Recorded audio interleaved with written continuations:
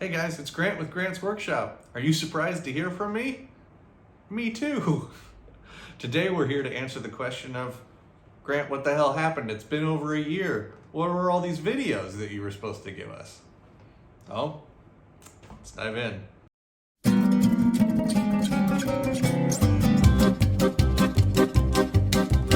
So yeah, a year and a half ago almost, I was sitting right over there working on a video that the title was going to be, How Do I Self-Publish a Book? I had a manuscript that I'd written. I've been tinkering with it for years and years and years, and I wanted to have that be the final excuse to get it out the door. So I set the camera up to do a time lapse, and I did 8 hours straight of editing, and I felt really good about that. And then almost like the next day, I got COVID.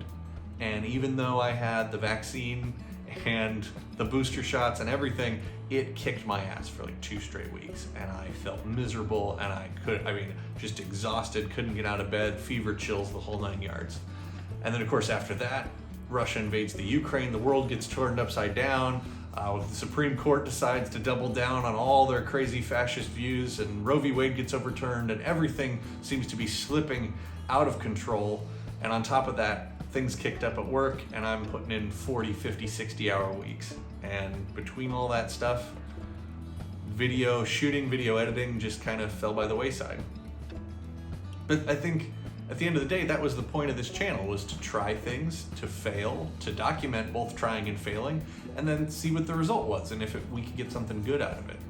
And I think that's what this video is trying to do. So the real question was, maybe the real title of this video should be, how do you start a YouTube channel? What's the difficulty there? And the difficulty is, and here's the reality, this is one of those things that I've learned, is that I came into it thinking I was going to do all these projects that I was already doing, and I'll just document them. You know, it's an excuse to document stuff, and then I'll just put those documented videos online. It'll be easy peasy. And the reality of it is, when you want to do this, you're not doing your own projects that you're already doing and documenting them. You're adding video editing as a hobby on top of this. So unless you've got a friend who wants to get into video editing, or you're really passionate about it, it's very difficult to keep going, because I think if you're wanting a quality product, then your instinct is to go, I'm going to tweak it just a little bit more. I'm going to make this a little bit better.